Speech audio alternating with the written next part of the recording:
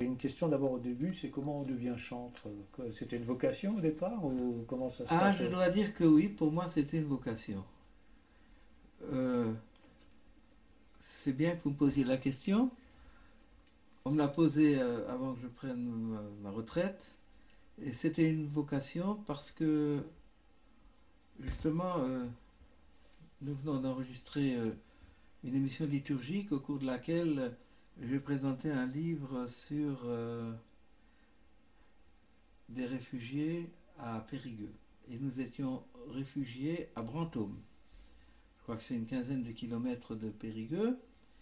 Réfugié, moi j'avais peut-être 3 ans, je suis né en 1939, c'est pas difficile.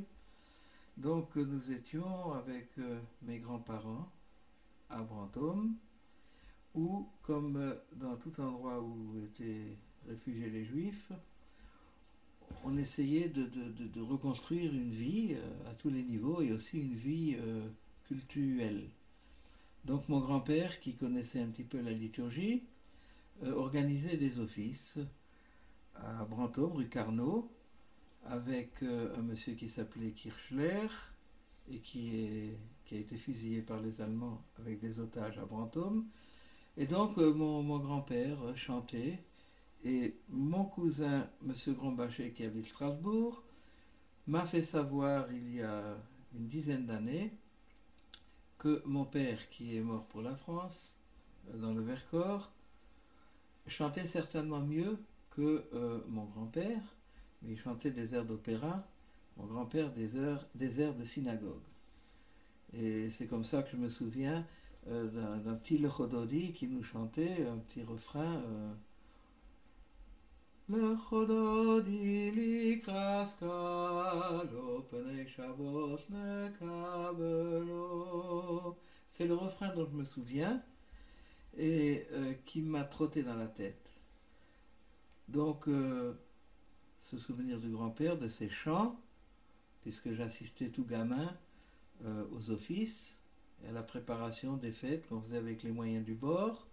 Nous sommes revenus à Strasbourg en 1946, après la guerre, et il se trouve que ma maman et mon oncle et mes autres oncles et tantes avaient perdu donc le parent. Mon grand-père est décédé encore à Brantôme et ma grand-mère ici à Strasbourg, donc il fallait aller, comme c'est de tradition chez les juifs, il fallait aller à la synagogue pour réciter le Kaddish.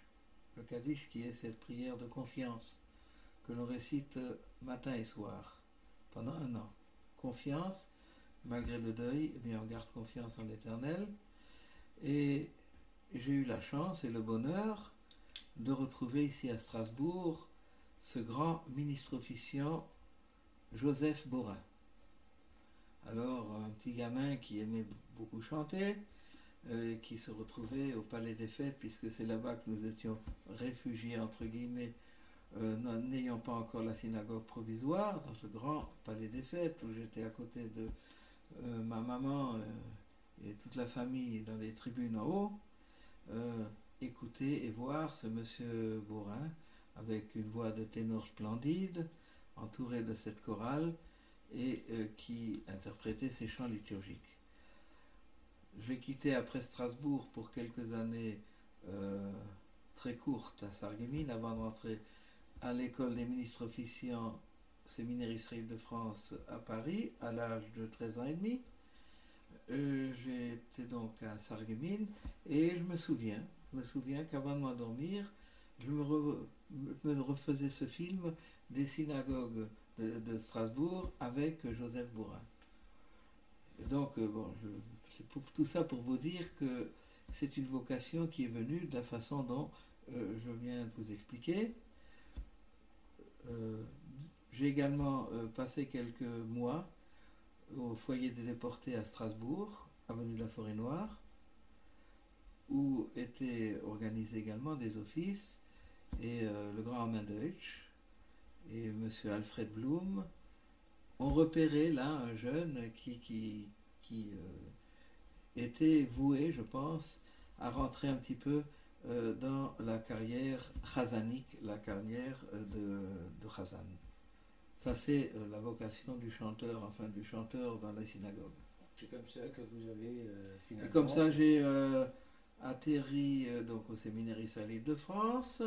Après le séminaire israélite de France, j'ai été sollicité dans des petites communautés, notamment à Forbach, où j'ai fait un petit office de Kippour. J'avais 13 ans et demi. Ensuite, je suis retourné à Forbach et après je suis allé à Reims. Et pourquoi je parle de Reims en votre présence, Daniel? Parce que nous avons eu l'occasion de parler de M. Henri Egenès. Henri Egenès, qui était un homme extraordinaire, qui était président de la communauté de Reims. Je ne vais pas maintenant ici énoncer toutes ses qualités, mais surtout sa qualité ici, puisque nous sommes à Radio Judaïka. Il a apporté ici les lettres de noblesse du Yiddish. Et vous me posiez la question si je pouvais, moi, qui ai une émission Yiddish Melodies, vous parler de ce Yiddish, et je vous ai dit, mes compétences ne vont pas jusque-là. Allez chez Henri Egenès. Je ne sais pas s'il y a 15 jours de cela ou 3 semaines. Toujours est-il que vous avez eu le privilège de lui parler. Oui, tout à fait. Et vous m'avez dit combien il vous a impressionné au téléphone. C'est vrai, ouais. Et il était déjà très fatigué. Ouais. Il était très fatigué. Et entre ce moment où nous sommes parlés, il est décédé. Nous l'avons accompagné bien sûr à Cronenbourg. Nous avons chanté ce El Malé Rachamim qu'il appréciait tant. Et je peux vous dire, comme j'ai dit à son beau-fils, je n'ai pas eu l'occasion de le dire à ses enfants parce que je ne voulais pas encore nourrir cette plaie. Et moi, je me sens ici un petit peu orphelin à Judaïka parce que main dans la main, nous avons marché avec Henri Egenès, qui a été recommandé ici à Strasbourg pour ses qualités de yiddishisant par Paul Buchinger. Nous avons réalisé une petite émission sur lui. Voilà, c'était donc en passant pour parler et rendre hommage à ce grand homme, yiddishisant modeste, mais c'est un homme de communauté et un président avec un grand P. Donc, je reviens maintenant à ma petite tournée de jeunesse. À la Victoire, on m'a sollicité en 1955. C'est l'année, je crois, où je suis allé à Reims et j'ai décliné cette offre. J'ai dit que je devais aller à Reims et donc je devais garder ma parole pour cette petite communauté. Et j'ai commencé donc en 1956 à la Victoire, à l'office de Purim, où j'ai secondé M. Shalom Berlinski. J'ai fait mon service militaire et passé quelques mois à Grenoble et suis venu ici à Strasbourg en 1965. Je n'en ai plus bougé, bien qu'ayant eu d'autres propositions, je ne sais pas si elles étaient plus intéressantes. En tout cas, vivre la vie communautaire, strasbourgeoise, communautaire, et dans la cité de Strasbourg où je suis né, pour moi a été pendant des décades un grand bonheur.